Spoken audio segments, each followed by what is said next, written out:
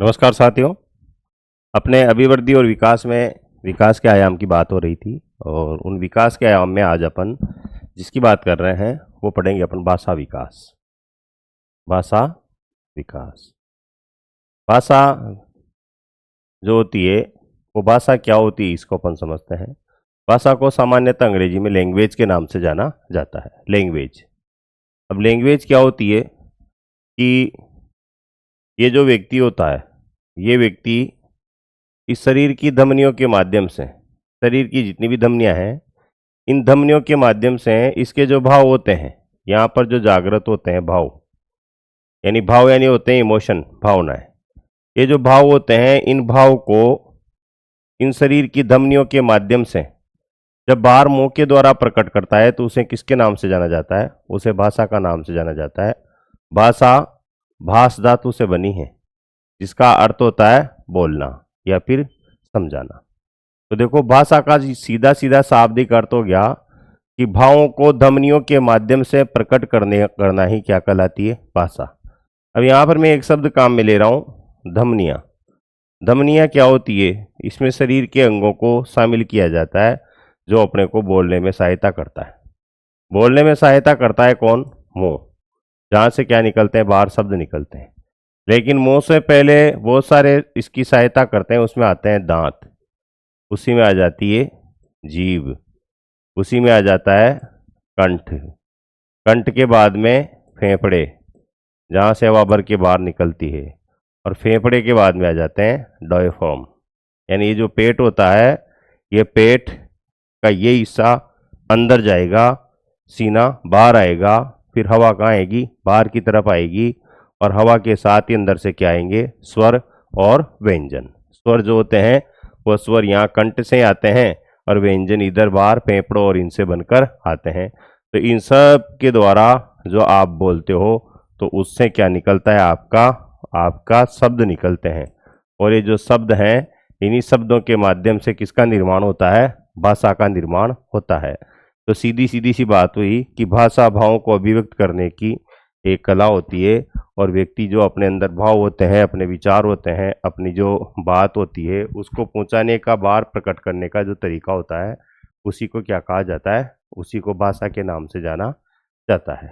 देखो भाषा से संबंधित अगर सामान्य बातों की अगर बात करें अपन, सामान्य जानकारी, तो इस भाषा से संबंधित सामान्य जानकारी की बात की जाए तो भाषा क्या है? अभी थोड़ी देर पहले लिखा अपन ने कि भाषा भावों को अभिव्यक्त करने की व्यक्ति है। भाषा क्या है? भाषा एक सामाजिक उपागम है। सामाजिक उपागम या सामाजिक अप्रोच के नाम से इसको जाना जाता है। भाषा सामाजिक उपागम क्यों है? क्योंकि भाषा के माध्यम का विकास जो होता है वो समाज से होता है। तो बताओ भाषा क्या है? भाषा जन्मजात है या फिर अर्जित योग्यता है? बताइए, भाषा जन्मजात है या अर्जित होती है? तो ध्यान रखना, भाषा जो होती है ये भाषा अर्जित होती है, लेकिन भाषा सीखने की क्षमता जो होती है ये क्या होती है? जन्मजात होती है। सीखने की क्षमता अर्थात भाषा को सीखने की जो क्षमता होती है वो तो होती है जन्मजात, और जो भाषा होती है ये भाषा क्या होती है? अर्जित होती है। और ये अर्जित भाषा जहाँ से प्राप्त होती है वो क्या होता है? समाज होता है। तो भाषा कौन से उपागम में आ गई? सामाजिक उपागम में। भाषा अर्जित होती है, लेकिन भाषा सीखने की जो क्षमता होती है वो भाषा सीखने की क्षमता क्या होती है? जन्मजात होती है। और भाषा क्या है? भाषा एक अभिव्यक्ति का माध्यम है। अभिव्यक्ति, जो भी आपके अंदर भाव हैं उन भावों को प्रकट करने का माध्यम क्या है? भाषा है। तो भाषा क्या है? अभिव्यक्ति का माध्यम है। भाषा क्या है? सामाजिक उपागम है। भाषा क्या है? जन्मजात होती है। भाषा क्या होती है साहब? जन्मजात होती है। आगे की बात करें तो सामाजिक उपागम में सीखने की क्षमता जन्मजात होती है, और भाषा में सहायक तत्व कौन सा होता है? अनुकरण। भाषा सीखने में भाषा सीखने में सहायक तत्व सहायक तत्व। तो भाषा सीखने में सहायक तत्व कौन सा होता है, ये प्रश्न पूछा गया था एक बार, और वो होता है अनुकरण। यानी कि भाषा किसके माध्यम से सीखी जाती है, अनुकरण के माध्यम से सीखी जाती है। और ये करने वाला कौन है, वो करने वाला है स्किनर। स्किनर ने कहा कि भाषा का सहायक तत्व क्या होता है, अनुकरण होता है। आगे की बात करें अपन, भाषा में सीखने की जो सर्वप्रथम संस्था होती है, भाषा सीखने की संस्था, बताओ कौन सी होनी चाहिए संस्था, जहाँ पर आपने लैंग्वेज सीखी, जहाँ सबसे पहले आपका प्रादुर्भाव हुआ, और वो होता है परिवार। तो भाषा सीखने की संस्था क्या होती है, परिवार। भाषा सीखने में सहायक तत्व क्या होता है, सहायक तत्व होता है अनुकरण। भाषा क्या होती है, जन्मजात होती है। भाषा पर अधिकार जो होता है वो कब से प्रारंभ होता है, 6 वर्ष से, यानी कि बोलने तो पहले लग जाता है व्यक्ति। भाषा पर अधिकार अगर मान लो सीखने की बात करें, तो भाषा पर अधिकार कब होता है, 6 वर्ष में। भाषा पर अधिकार अधिकार प्रारंभ कब होता है, भाषा पर अधिकार प्रारंभ होता है 6 वर्ष में। 6 वर्ष में प्रारंभ हो जाता है, और धीरे धीरे जो होती है वो पूरी तरह से भाषा विकसित हो जाती है। आगे बात करें अपन कि भाषा जो है वह, भाषा की सबसे छोटी इकाई क्या है। ये प्रश्न पूछा था, आपके ध्यान हो तो आपको, भाषा की सबसे छोटी इकाई क्या होती है, रूपिम। और ध्वनि की सबसे छोटी जो इकाई होती है वो क्या होती है, स्वनी है। ये दो बिंदु ध्यान रखने हैं आपको। भाषा की सबसे छोटी इकाई, भाषा की सबसे छोटी इकाई। तो भाषा की सबसे छोटी इकाई का अगर प्रश्न आए तो इसमें तो याद रखना है आपको क्या, रूपिम। और यहाँ पर भाषा की जगह अगर शब्द आ जाए ध्वनि, तो ध्यान रखना, ध्वनि की सबसे छोटी इकाई अगर प्रश्न पूछ लिया जाए तो आपको नाम याद रखना है, सुनिए। 2 बिंदु आपको याद रखने थे। इन बिंदुओं से सीधा सीधा प्रश्न आपके पूछा जाता है मित्रों। एक बार फिर से अपन इसका दोहरान करते हैं कि भाषा, भाषा क्या है, एक सामाजिक उपागम है। भाषा सीखने की क्षमता जन्मजात होती है, लेकिन भाषा क्या होती है, भाषा अर्जित होती है, जिससे व्यक्ति समाज से अर्जित करता है। भाषा अभिव्यक्ति का क्या होती है, माध्यम होती है। भाषा सीखने के सहायक तत्व क्या होता है, अनुकरण। भाषा सीखने में सहायक संस्था कौन सी होती है, परिवार। और भाषा पर अधिकार कितने वर्ष में प्रारंभ हो जाता है, भाषा पर सीखने कितने साल में प्रारंभ हो जाता है, तो 6 वर्ष में। और पूर्ण अधिकार जो होता है वो 16 वर्ष में हो जाता है। यानी कि 6 वर्ष से लेकर 16 वर्ष तक बालक भाषा को पूरी तरह से सीख जाता है। भाषा की सबसे छोटी इकाई क्या होती है, रूपिम। और भाषा की ध्वनि की सबसे छोटी इकाई जो होती है, वो ध्वनि की सबसे छोटी इकाई किसको मानते हैं अपन, वो मानते हैं साहब स्वनीय को। अब देखो यहाँ पर प्रश्न पूछा जाता है कि भाषा विकास के सिद्धांत कौन कौन से हैं, उनकी बात अपन यहाँ पर करें। तो देखिए, बात करते हैं भाषा विकास के सिद्धांत। भाषा विकास के सिद्धांतों की।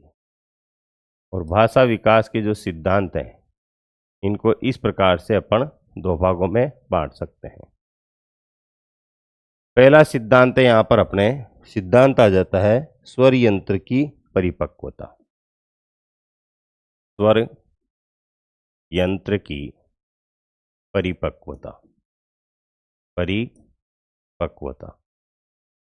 स्वर यंत्र की परिपक्वता से आशय है कि जो भाषा को बोलने में सहायक यंत्र होते हैं, उन यंत्रों को ही क्या कहते हैं अपन, स्वर यंत्र कहते हैं। जो थोड़ी देर पहले मैंने आपको बताए थे स्टार्टिंग में कि ये व्यक्ति जब बोलता है तो बोलने में इसके किसको काम में लेता है, मुंह को काम में लेता है। और मुंह में जो होता है वो क्या होते हैं, होस्ट होते हैं। मुंह के अंदर क्या होते हैं, दांत होते हैं। मुंह के अंदर क्या होते है, जीभ होती है। जीभ से थोड़ा नीचे चलें तो यहाँ क्या आ जाता है, यहाँ कंठ होता है। कंठ के बाद में अंदर चलें तो यहाँ पर क्या होते हैं, यहाँ पर फेफड़े होते हैं। और फेफड़े के बाद में क्या होता है, डायफ्राम होता है। ये सारे जो यंत्र यहाँ लिखे मैंने, ये सारे के सारे यंत्र क्या कहलाते हैं, ये कहलाते हैं स्वर यंत्र। जब ये स्वर यंत्र पूरी तरह से विकसित हो जाते हैं तो इन सब का विकास होने पर किसका विकास होता है, भाषा का विकास होता है। विकास होने पर भाषा का विकास होता है। इनमें से अगर कोई सा भी स्वर यंत्र थोड़ा बहुत भी अगर डैमेज हो गया या थोड़ा बहुत भी विकसित नहीं हुआ तो वहाँ पर भाषा का विकास नहीं होता है, व्यक्ति सही तरीके से नहीं बोल पाता है। इसे ही क्या कहा जाता है, स्वर यंत्र की परिपक्वता। अर्थात सीधी सीधी सी बात करें कि जब स्वर यंत्र पूरी तरह से विकसित होंगे तभी किसका विकास होगा, भाषा का विकास होगा। दूसरा जो सिद्धांत है वो दूसरा सिद्धांत यहाँ पर अगर पढ़ें अपन तो वह है अनुकरण का सिद्धांत, जो बहुत आसान सा सिद्धांत है, इसको समझना आप। नंबर 2, भाषा विकास के सिद्धांतों में अनुकरण का या अनुबंधन का सिद्धांत भी आप इसको बोल सकते हो। अनुबंधन का सिद्धांत, ये अनुबंधन का जो सिद्धांत है ये स्पष्ट करता है कि बालक प्रारंभ में जो समाज के वातावरण में रहता है, सामाजिक वातावरण, और ये जो सामाजिक वातावरण है, इस सामाजिक वातावरण में बोली जाने वाली जो भाषा होती है, उस बोली जाने वाली भाषा से बच्चे का क्या होता है, अनुबंध होता है। जैसे सामाजिक वातावरण में भाषा सिखाने वाली जो सबसे पहली संस्था होती है वो क्या होती है, परिवार होता है। इस परिवार के जो सदस्य होते हैं, इन परिवार के सदस्यों से ये जो बालक है, ये बालक क्या करता है, बोलना सीखता है। यानी जो परिवार वाले शब्द बोलते हैं उन शब्दों के साथ में इस बालक के शब्दों का क्या हो जाता है, अनुबंध हो जाता है और वही बोलना सीखता है। तो आपने देखा होगा कि जैसे परिवार की भाषा होती है वैसी किसकी भाषा होती है, बच्चे की। अब अनुबंध शब्द आते हैं आपके दिमाग में, 2 नाम आते हैं। एक तो आता है स्किनर और एक नाम आता है कौन सा, पावलोव। आपको पता होगा अपन ने सिद्धांतों में पढ़ा था कि स्किनर ने तो दिया था आर टाइप अनुबंधन और इसने दिया था एस टाइप अनुबंधन, यानी उद्दीपक के प्रति क्रिया करवाई थी पावलोव ने और क्रिया से पुनर्बलन के प्रति क्रिया करवाई थी स्किनर ने। तो अनुबंधन के सिद्धांत भी इन स्किनर, पावलोव और आपने नाम सुना होगा एक कौन सा, थॉर्नडाइक। इस थॉर्नडाइक के सिद्धांतों पर यह आधारित सिद्धांत है कि बच्चा किससे सीखता है, अनुबंध से सीखता है। अब देखो, परिवार जिनके बड़े होते हैं, एक तो बड़ा होता है परिवार, संयुक्त परिवार जिसको अपन बोलते हैं, संयुक्त परिवार, और एक परिवार होता है वो होता है क्या, छोटा परिवार। छोटा परिवार जो होता है इसमें माता पिता ही होते हैं और बच्चा होता है, तो बच्चा वहाँ पर जल्दी बोलना नहीं सीख पाता क्योंकि बच्चे के साथ ज़्यादा बोलने वाले नहीं होते, तो ज़्यादा शब्दों के साथ उसका अनुबंध नहीं होता। तो उन परिवारों में बच्चा बोलना धीरे सीखेगा। लेकिन जहाँ पर परिवार बड़ा होता है वहाँ पर बच्चे के साथ बातचीत करने वाले और बोलने वाले ज़्यादा होते हैं, तो संयुक्त परिवार का बच्चा बोलना जल्दी सीखता है। तो पहला तो लिखा था अपन ने स्वर यंत्र के परिपक्वता का सिद्धांत, और यहाँ पर जो लिखा अपन ने वो कौन सा लिखा, अनुबंधन का सिद्धांत। तीसरा है सामाजिक अधिगम का सिद्धांत। अब देखो, सामाजिक अधिगम का सिद्धांत आपने अधिगम में पढ़ा होगा और यहीं पर उसी सिद्धांत को फिर से समझते हैं। सामाजिक अधिगम भी बोल सकते हो और यहाँ पर सामाजिक अनुबंध लिखेंगे तो ज़्यादा बेस्ट रहेगा। सामाजिक अनुबंध का सिद्धांत, सामाजिक अनुबंध का सिद्धांत जो है वो बांडुरा के सिद्धांत से मिलता जुलता है। यानी ये किसके द्वारा दिया गया था, अल्बर्ट बांडुरा। अल्बर्ट बांडुरा कहाँ के थे, कनाडा के थे। सिद्धांत कौन से दिया था, सामाजिक अनुबंधन का। वही बात बोल रहा है सीधा सीधा सा ये सिद्धांत भी कि समाज जो है, इस समाज में जो शब्द बोले जाते हैं, इन समाज के शब्दों के साथ में अनुबंध हो जाता है किसका, बालक का। और समाज में बोले जाने वाले शब्दों के साथ में इस बालक का जो अनुबंध होता है, वही बालक उन शब्दों को अपनी ज़िंदगी में बार बार काम में लेता है और उसमें किसका विकास हो जाता है, भाषा का विकास हो जाता है। तो ये कौन सा सिद्धांत हुआ, तीसरा सिद्धांत, जिसको सामाजिक अनुबंधन का सिद्धांत कहा जाता है। चौथा जाता है स्नायुक विकास का सिद्धांत। स्नायुविक विकास का सिद्धांत। स्नायुविक विकास का सिद्धांत। स्नायुविक विकास का सिद्धांत क्या होता है, इसको अपन समझते हैं। देखो, स्नायुविक विकास यानी कि स्नायु नाड़ी तंत्र का विकास। अपना जो मस्तिष्क होता है, इस मस्तिष्क के दो पार्ट होते हैं जी। दो पार्ट कौन से होते हैं, देखो उनको समझना। ये मस्तिष्क में एक तो पार्ट होता है दायां पार्ट। अगर ऐसे खड़ा रहूँगा मैं तो मेरा ये तो होगा दायां और ये होगा बायां, और इसमें लिखेंगे तो ये तो हो जाएगा कौन सा, दायां, और ये कौन सा हो गया, बायां। मस्तिष्क के दो भाग हो गए, दायां और बायां।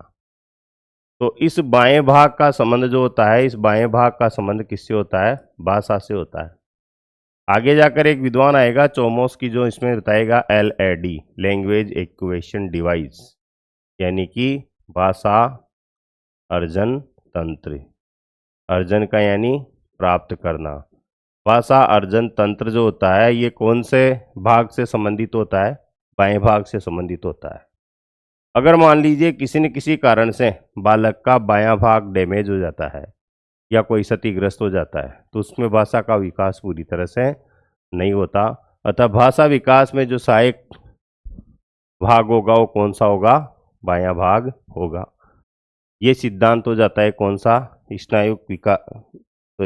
स्नायुक विकास का सिद्धांत। अब आगे अपन बात करते हैं, तो बात करेंगे अपन मनोभाषिक सिद्धांत की, जो सबसे महत्वपूर्ण सिद्धांत माना जाता है आपके भाषा विकास के सिद्धांत में। मनोभाषिक सिद्धांत। मनोभाषिक सिद्धांत, ये जो मनोभाषिक सिद्धांत है, इससे मिलते जुलते दो तीन सिद्धांत आपने पहले पढ़ लिए। यहाँ मनो शब्द तो यही आ गया और भाषिक की जगह आ गया अगर मान लो सामाजिक, तो ये हो जाता है मनोसामाजिक सिद्धांत। यहाँ इसकी जगह शब्द आ गया लैंगिक, तो हो जाता है मनोलैंगिक सिद्धांत। तो देखो, मनोभाषिक सिद्धांत जो थे ये तो देने वाले थे एवरम नोम चोमस्की। एवरम नोम चोमस्की। इस एवरम नोम चोमस्की के द्वारा ये सिद्धांत दिया था साहब। कौन सा, मनोभाषिक सिद्धांत, जिसमें भाषा विकास को समझाया। लेकिन बहुत सी बार मिलते जुलते सिद्धांत हैं तो इसमें सुमेलित करवाने से संबंधित प्रश्न आ जाते हैं। और मनोसामाजिक जो सिद्धांत दिया गया था, ये दिया गया था एरिक्सन के द्वारा। आपको ध्यान हो तो एरिक्सन ने 8 अवस्थाएं बताई थी, वो सिद्धांत है मनोसामाजिक सिद्धांत। और लैंगिक नाम आ गया, तो मनोलैंगिक जो सिद्धांत दिया गया था ये किसके द्वारा दिया गया था, सिगमुंड फ्राइड के द्वारा, जिनके द्वारा कितनी अवस्थाएं बताई गई थी, 5 अवस्थाएं। अभी बात अपन कौन से सिद्धांत की कर रहे हैं, मनोभाषिक सिद्धांत की यहाँ पर बात कर रहे हैं, जिसके प्रतिपादक कौन थे, एवरम नोम चोमस्की, जिनके द्वारा 1959 में ये सिद्धांत दिया गया था। मूलतः ये USA के निवासी थे और भाषाविद हुआ करते थे। 1959 में ये सिद्धांत दिया था, रहने वाले थे USA के, और ये क्या थे, एक भाषाविद थे। और इन भाषाविद विद्वान के द्वारा ये सिद्धांत दिया गया, तो उसमें क्या समझाया गया इसको आप समझिए। थोड़ी देर पहले अपन ने बात की थी, जो भाषा होती है, इस भाषा का संबंध मनुष्य के कौन से शरीर से होता है, इस मस्तिष्क के बाएं पार्ट से होता है। ये मस्तिष्क का होता है कौन सा, बायां भाग। और ये जो बायां भाग होता है, इस बाएं भाग में एक विशेष डिवाइस होता है जिसका नाम है LAD। LAD की फुल फॉर्म की बात करें तो इसको बोला जाता है लैंग्वेज एक्विजिशन डिवाइस, हिंदी में बोला जाता है भाषा अर्जन तंत्र। भाषा अर्जन तंत्र। भाषा अर्जन यानी प्राप्त करने का एक तंत्र होता है जिसे कहते हैं LAD।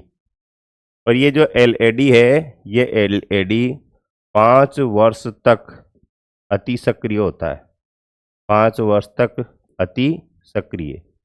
और ये 5 वर्ष तक की जो सक्रियता है, इसमें बहुत सारे जो भाषा के समूह हैं, भाषा के शब्द हैं, उन भाषा के शब्दों को ये जो मस्तिष्क होता है, इस मस्तिष्क में क्या करता रहता है, स्टोर करता रहता है।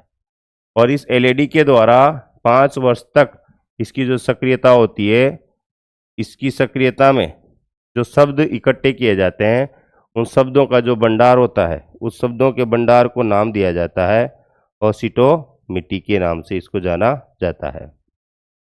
यानी इनका जो शब्दों का भंडार है, इसको क्या कहते हैं अपन, लेक्सिकॉम कहते हैं, सॉरी, इसको क्या कहते हैं, शब्दों का भंडार। शब्दों का भंडार जो होता है, इस शब्दों के भंडार को अपन नाम देते हैं जी लेक्सिकॉम। लेक्सिकॉम। और इसकी जो सक्रियता की अवधि होती है 5 वर्ष तक की। इस सक्रियता की अवधि जो होती है, इस सक्रियता की अवधि को नाम दिया जाता है ओसिटोमीटर। ओसिटोमीटर। ओसिटोमीटर शब्द तो क्या है, एलईडी की सक्रियता की अवधि। और इसके द्वारा 5 साल तक जो शब्द भंडारों का स्टोर हुआ उसे क्या कहा अपन ने, लेक्सिकॉम। और एलईडी क्या है, भाषा अर्जन तंत्र, जिसका संबंध किससे होता है, बाएं भाग से होता है। और बाएं भाग में ये भाषा सीखता रहता है। अब देखो, बच्चा जिस सामाजिक वातावरण में रहेगा उसी की भाषा को सीखेगा और उसे अपने आप ही सीख लेगा। इसीलिए इस सिद्धांत को नाम दिया जाता है सार्वभौमिक व्याकरणिक सिद्धांत। सार्वभौमिक व्याकरणिक सिद्धांत के नाम से इसको जाना जाता है। इसी सिद्धांत को क्या बोला अपन ने, सार्वभौमिक व्याकरणिक सिद्धांत। यानी कि जहाँ भी बच्चा जिस वातावरण में निवास करता है वहाँ की भाषा को वो अपने आप ही सीख लेता है। इसीलिए इसको सार्वभौमिक व्याकरणिक सिद्धांत के नाम से जाना जाता है। इसी को बोला जाता है जनरेटिव ग्रामर थ्योरी और मनोवादी सिद्धांत। इसी को अंग्रेजी में बोलेंगे तो नाम क्या हो जाएगा, generative grammar theory. Generative grammar theory. और इसी को बोला जाता है मनोवादी सिद्धांत के नाम से इसको जाना जाता है। तो ये देखो मित्रों, यहाँ पे सामान्य सामान्य सी बातें की। एवरम नोम चोम्स्की के द्वारा दिया गया सिद्धांत कौन सा सिद्धांत कहलाया, मनोभाषिक सिद्धांत के नाम से इसको जाना जाता है। और इस सिद्धांत के समान ही सिद्धांत दिया गया था सामाजिक, जो मनोसामाजिक सिद्धांत है वो एरिक्सन ने, मनोलैंगिक सिद्धांत फ्राइड के द्वारा दिया गया था। और इस सिद्धांत में अपन समझ रहे हैं कि इस मस्तिष्क के 2 पार्ट होते हैं, दाएं और बाएं। और बायां जो भाग होता है, इस बायां भाग का संबंध किससे होता है, एलईडी से। एलईडी की फुल फॉर्म क्या होती है, लैंग्वेज एक्विजिशन डिवाइस, भाषा अर्जन तंत्र के नाम से इसको जाना जाता है। 5 वर्ष तक ये अति सक्रिय रहता है। इस अवधि को नाम दिया जाता है ओसिटोमीटर। और जो शब्दों का भंडार होता है उसी को क्या कहते हैं अपन, लेक्सिकॉम के नाम से जानते हैं। सार्वभौमिक व्याकरणिक सिद्धांत भी इसे कहते हैं। जनरेटिव ग्रामर थ्योरी के नाम से भी इसको जाना जाता है। और इसी को मनोवादी सिद्धांत के नाम से इसे जाना जाता है। अब देखो, इस सिद्धांत में आगे जाकर बताया गया कि जो एलईडी होती है, इस एलईडी से सीखने का जो नियम होते हैं वो 2 नियम होते हैं, एक सतही नियम और एक गहराई का नियम। तो इस एलईडी की बात करें अपन, इसको छोटा करके इसी स्क्रीन पर इसको पढ़ने की कोशिश करेंगे अपन, ताकि अपने को आसानी से दिख जाए। देखिए साहब, यहाँ तक तो लिख लिया अपन ने इसको। अब देखो, ये जो एलईडी होती है, यहाँ पर बात कर रहे हैं किसकी, एलईडी। इस एलईडी के नियम कितने होते हैं जी, इसके नियम होते हैं 2। और 2 नियम में एक नियम तो होता है कौन सा, सतही नियम। सतही नियम। सतही नियम ये कहता है कि इसमें बालक शब्दों को तो समझता है लेकिन शब्दों के अर्थ नहीं समझता। और एक होता है कौन सा, गहराई का नियम।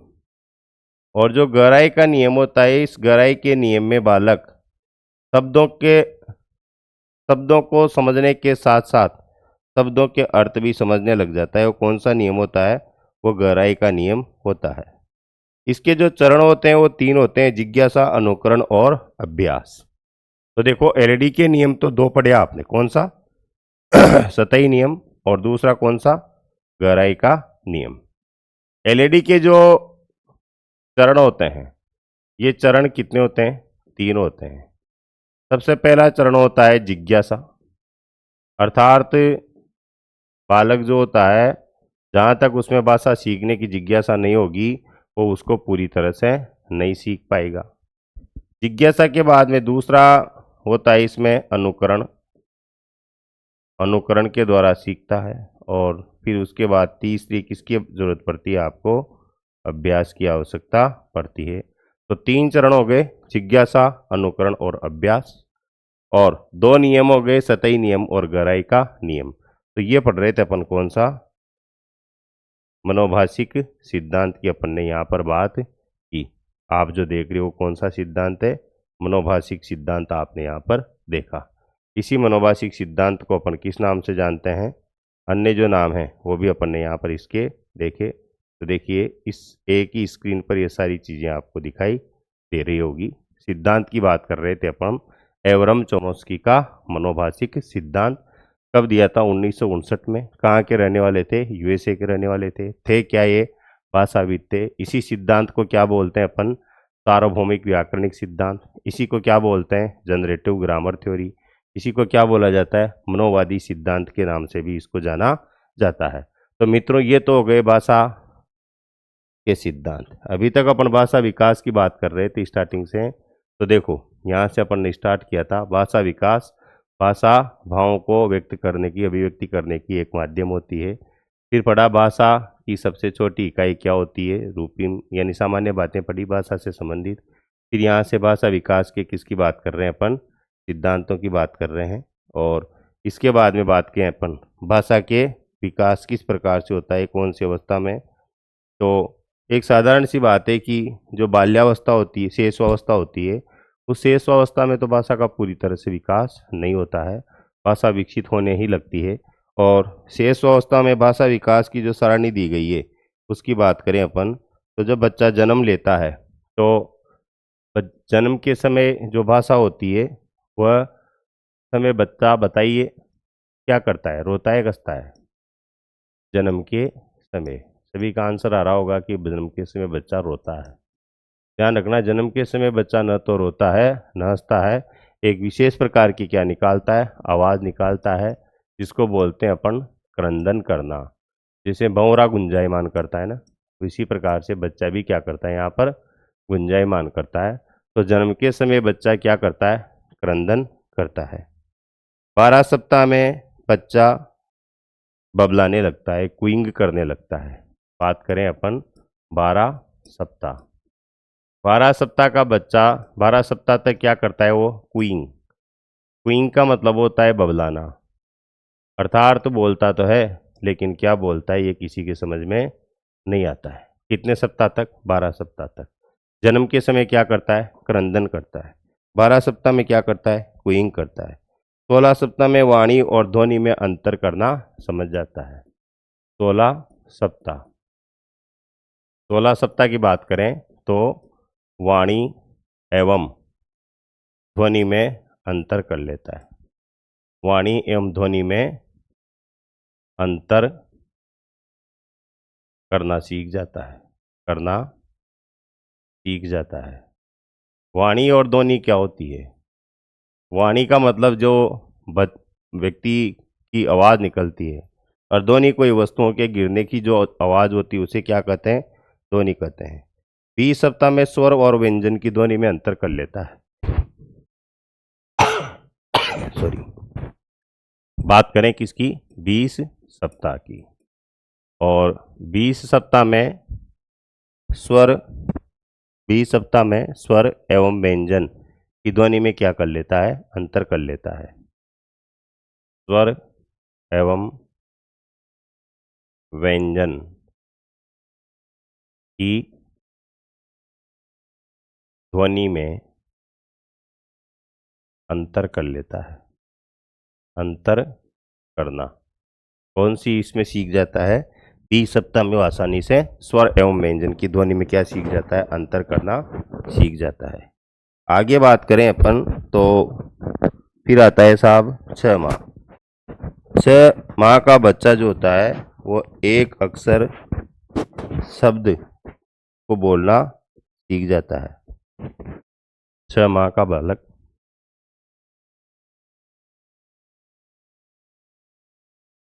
एक शब्द या फिर एक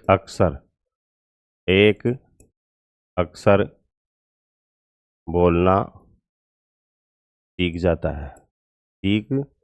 जाता है। जैसे क म प व आदि बोलना वो सीख जाता है। कितने महीने में? 6 महीने में। 8 माह का जो बच्चा होता है एक पूर्ण शब्द बोलना सीख जाता है। 8 माह 8 माह की बात करें तो बालक एक पूर्ण शब्द बोलना सीख जाता है। पूर्ण शब्द बोलना सीख जाता है।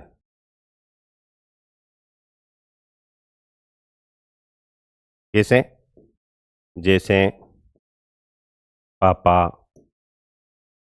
मामा, दादा आदि कब बोलना सीख जाता है? 8 माह में बोलना सीख जाता है। 8 माह के आगे की बात करें अपन 12 माह, कुछ शब्दों को प्रतीक के रूप में समझने लग जाता है। 12 माह इसमें आ जाता है कुछ शब्दों को प्रतीक के रूप में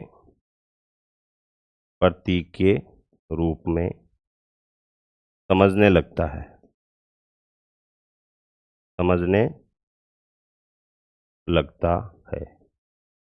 ये हो गया कितने माह की बात?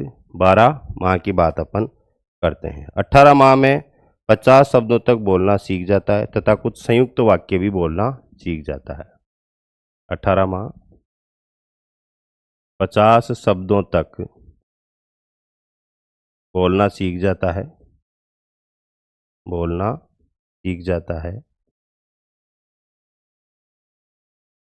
तथा संयुक्त वाक्य बोलना सीख जाता है। संयुक्त वाक्य बोलना सीख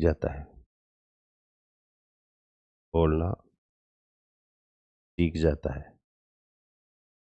ये बात की अपन ने कितने की? 18 माह की। 18 माह के बाद में बात करें अपन 24 माह, संज्ञा व शब्दों में अंतर करना सीख जाता है। 24 माह संज्ञा व शब्दों में अंतर करना सीख जाता है। अंतर करना कितने महीने की बात कर रहे हैं अपन? 24 माह की। 24 माह के बाद में बात करें अपन 30 माह, तो शब्द भंडार में अपेक्षाकृत तीव्र वृद्धि होती है। 30 माह इसमें शब्द भंडार में अपेक्षाकृत तीव्र वृद्धि होती है साहब 30 माह में। बात करें अपन आगे 36 माह की, तो 36 माह में लगभग 100 शब्दों तक का शब्द भंडार विकसित हो जाता है। 1000 शब्दों तक का। 3 वर्ष की बात करें, 36 माह बोल सकते हो, 3 वर्ष बोल सकते हो, तो 1000 शब्द तक यहाँ पर उसके विकसित हो जाते हैं। तो ये तो थी कौन सी अवस्था? बाल्यावस्था।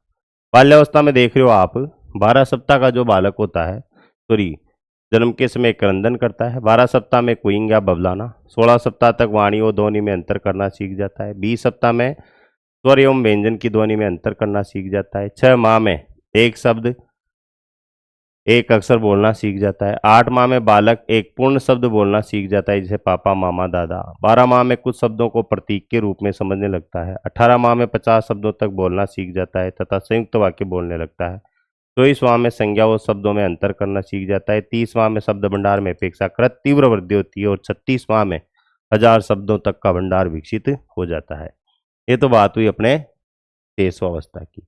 अब देखो यहाँ पर बाल्यावस्था की बात करें तो बाल्यावस्था में भाषा का विकास पूरी तरह से हो जाता है, लेकिन भाषा में भाव नहीं मिलते। बड़ों के साथ में रहकर वो क्या करता है? भाषा को प्रकट करना सीख जाता है। किशोर अवस्था में भाषा का तीव्र गति से विकास होता है। भाषा में भावों के मिल जाने से जो प्रेम पत्र लिखता है बच्चा, वो प्रेम पत्रों में अपने भाव स्पष्ट नजर आते हैं और किशोर अवस्था में पूर्णतः भाषा का विकास हो जाता है। तो मित्रों, आपके अभिवृद्धि और विकास से संबंधित जो टॉपिक था वो आज कंप्लीट हुआ, और अगला टॉपिक जो अपन पढ़ेंगे वो पढ़ेंगे वंशानुक्रम एवं वातावरण। वो टॉपिक रहेगा अपना अगला। धन्यवाद। बाकी की बात करेंगे अगली क्लास में।